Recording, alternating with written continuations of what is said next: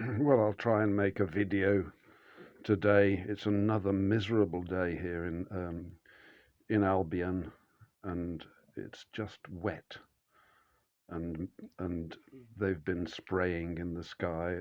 Of course, yesterday there was a window of good weather, and then there were planes crossing across the first of all on the east side, and then moving from west to east, and planes just filling the sky with the usual white mist. And then we had a worsening of the weather, and winds have been very high. And we've had the fog descended upon us a few days ago, and people are speaking of Fogvid as a form of health attack that's been orchestrated, and many people are reporting symptoms of illness and unable to go out and unable to summon any energy. And this is an illness that has also morphed into pneumonia and pleurisy and all these sorts of lung problems. And it could well be, well, it could be just a natural phenomenon, but the reporting is really too wide to just rely on that. And the whole concept of the public health is not really the way that we should be proceeding. It's personal responsibility for our health, but we are living cheek by jowl with our oppressors. And we've seen the problem with the supposed COVID epidemic, when so much effort was directed towards just funneling money towards these pharmaceutical companies and ensuring that their profits are, absolutely monstrous. And then other drugs are brought in and other solutions, and now apparently the obesity epidemic is to be countered with more drugs. This is the way that they're going to heal the nation, by giving us designer drugs. And the more people that opt for it, then I suppose the happier they will be. They will maximize their profits, but it won't make people. People will just continue to be sick, of course, because that's how those systems work. And so it feels like living in occupied territory, really. There's a fifth column in Britain and in all European countries, I think, and certainly in America, in Australia, and in South Africa, wherever our people have settled, now that Satan has managed to consolidate control over governments, then we are really at the mercy of these psychopaths, I guess. And there's not all that much we can do about it other than to appeal and to pray to our Lord and Saviour Jesus Christ, that understanding be spread across the land, and that a measure of protection be delivered unto us, and hope that we can recover and strengthen ourselves. The New Age approach to all this, of course, is to give power back to the people. And the article that I was reading in the Light newspaper, which is a pretty poor piece of journalism, I would say, generally, the Great Reset, the article that I read, the Great Reset must be confronted before it's too late with a great resist. This is the answer: a great resist. We're going to join hands and march with, some sort of a convoy and protest and resist. I don't know exactly what is intended, but that's always been the response. And of course, it's never a biblical response. People shy from the Bible. And I think one of the reasons that people shy from the Bible is the confusion between what is sin and what is simply error. And this is something that is quite close to my own heart, and I've meditated upon these things and tried to study and tried to understand. But there is quite a close connection between the concepts of sin and the concept of error. Traditional Bible sources will say that, an error or a mistake is something that you did unwittingly, whereas sin is something that you choose, so it can't be classified as error. But, do you choose it ultimately? So, same-sex relationships, for example, people, to say that you've chosen that would be seen as, a hostile interpretation, because people will say, well, no, this is who I am, and this is what I need to do. But apart from, the idea of moral condemnation, which doesn't make a lot of sense ultimately, the pursuit of these kinds of activities is more in the line of error. So why should it be error to pursue a same-sex relationship? Well, because it won't be successful. Men are not built and designed to form long-term partnerships with other men. And the same with women. And if they pursue that course, then, death and destruction will come unto them, and there's no real hope for it, because it is effectively an error. Men are not designed, as it were, to form romantic partnerships with one another, and nor are women. We are designed by the Creator to form relationships between the sexes.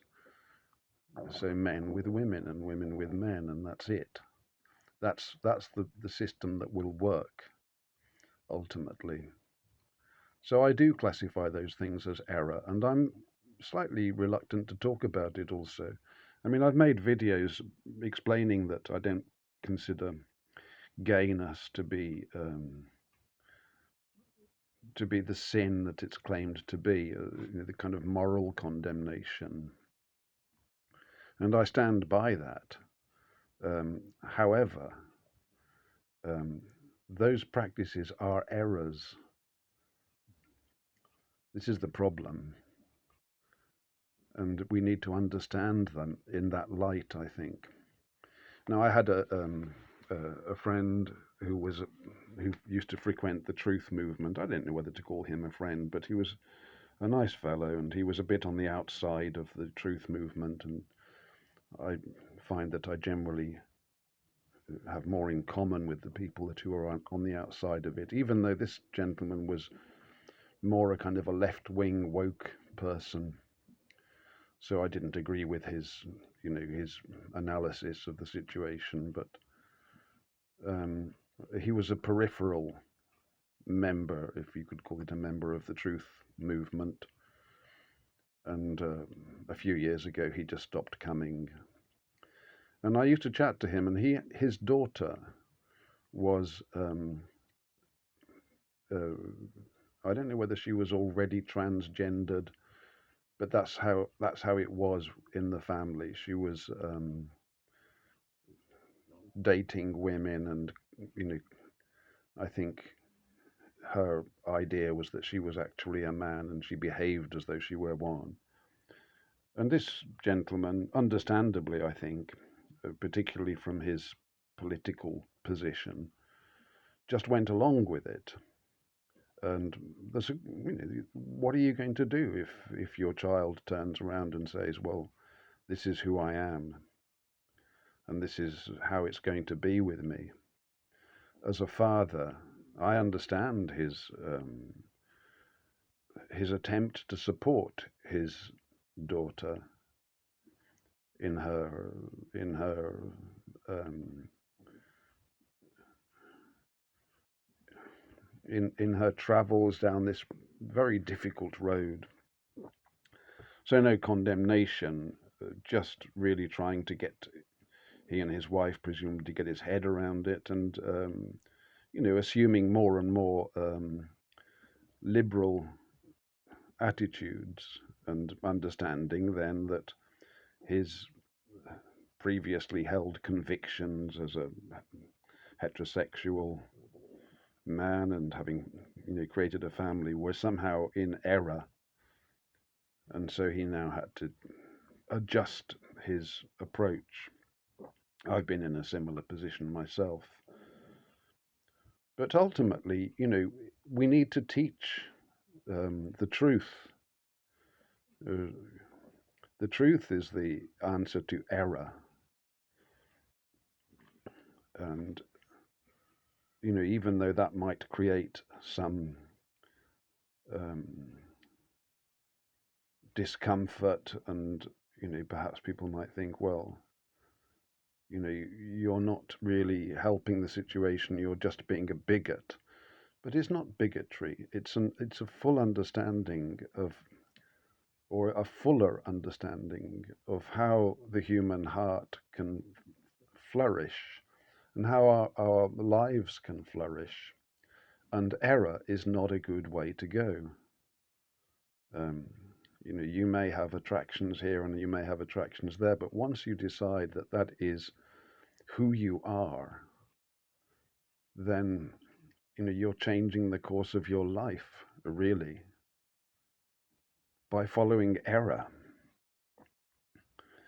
And I think this is quite a big problem, because the minute you get into the realm of morality, everything becomes blurred, and it's quite easy to attack any kind of a moral argument.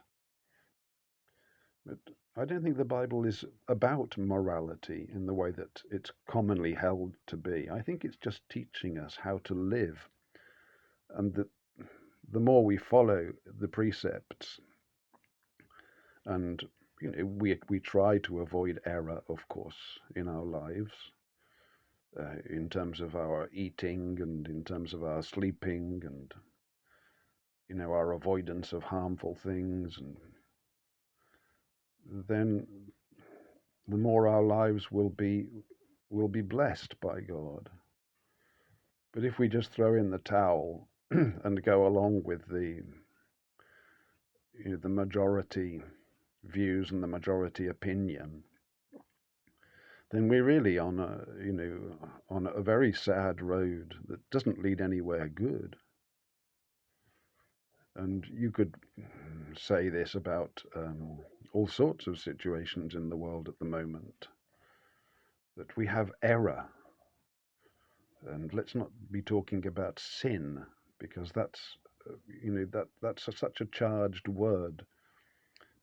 Sin is related to vice, you could say, and vice is the counterpart of virtue. So that's an interesting take. But what is a vice? Well, thinking about my Italian, vice, the word for vice in Italian is vizio. And vizio means a flaw in legal language, some shortcoming. Vizio. A legal text has a vizio, which means that there's a problem with it. There's something that's not going to work. And so we try to avoid vizi, not out of a moral concept, but simply because it is error. That's what a vice is. It's an error. And so, we need to establish some solid ground upon which to make these assessments. Uh, I'm persuaded that this is probably an important thing to do, although I'm reluctant to do it because, of course, it can lead to um, unpleasantness. Whereas if you just go along and people say, well, I do this and I do that and whatever, I don't read the Bible, and I mean, that's an error not to do it. It's not a sin not to do it, it's an error. People have called the Bible as the book of instructions before leaving earth, I think. It is a book of instruction and teaching, and to turn away from it is an error. We need to read it. People need to read it and see what it says, and then understanding will spread. I think this is just an important way to go. So anyway, if anybody is struggling today with the after effects of Fogvid, or has been struck down by debilitating illness that they can't quite put their finger on, it could have been something that's been put in the air, something that's been thrown against the Lord's people. And, I suppose that we need to have faith that Jesus Christ will vindicate our devotion and save us, I suppose, from the wiles of the devil. And sometimes it's hard to have that, and I struggle myself, especially when things seem to be going so poorly, and everybody seems to be just turning away, and no relationship seems to be worth having, or anything that I say just becomes a potential thorn and a hateful thing. But it's not hate that's motivating me to speak, really. It's love. I don't want people to pursue paths of error, and I don't want to pursue paths of error myself. We need to correct our errors. And rather than focusing on morality, it's just good practice, you could say. And that would be a more effective way of dealing with this.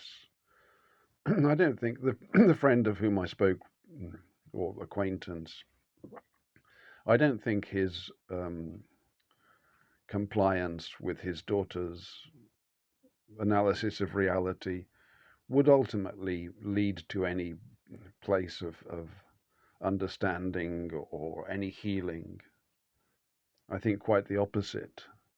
So probably he would have been better, and perhaps we would all be better, to take a stand and to speak and to not condemn people, but to point out error. This is error. You can do what you wish, of course, but error will not lead to an optimal outcome at all. So that's just my 2 cents on sin, vice, and error. God bless this morning.